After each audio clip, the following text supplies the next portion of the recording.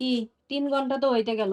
৩ ঘন্টা হইতে হইছে। তুমি সত্যি কথা কবা? ৩ ঘন্টা হইছে? ৩ ঘন্টাই তো হইছে। তোমার পিএস কাটতেই তো তোমার একদম হুম। ১ ঘন্টা লাগছে। আমার এখন এই কি যে শুরু করে দিছো? হ্যাঁ, এই যে দেখো তুমি ৩ ঘন্টা না যেটা সত্যি সেটা কইবা। এটা কিন্তু খুবই ইন্টারেস্টিং। খুব দ্রুত করতে হইব তোমার। এটা খুব একটা ইন্টারেস্টিং বিষয়। কি, কি দিলা? এই জায়গায় দিলাম আদা বাটা, রসুন বাটা আর এটা জিরা বাটা। হ্যাঁ, তারপরে? এটা হচ্ছে গরম মসলা বাটা। ওই দারচিনি, এলাচ। ওকে। তারপরে হলো কিছু শুকনো মসলা। একদম তো সিম্পল হয়ে গেল, না? হুম। অত মসলা-টসলা দেওয়া লাগে না নাকি? এটি কুরবানির কষায় মাংসতে কষায় দিলেই হয়।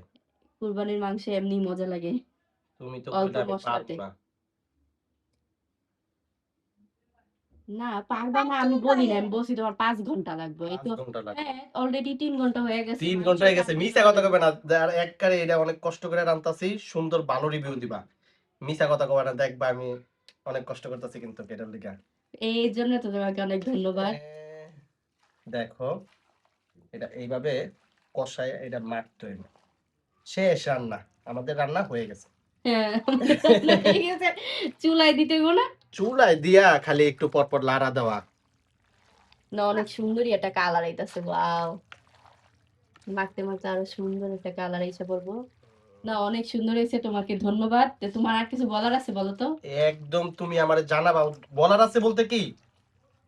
এই পেঁয়াজ কাটাটা সহজ ছিল। বাটাবাটি সহজই ছিল। জিরা বাটাটা একটু কঠিন ছিল। বাবারে! জিরা বাটা, জিরা কোন কেউ বাটে?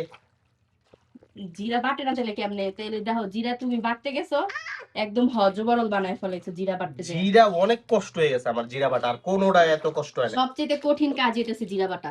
এটা ফালতু কাজ।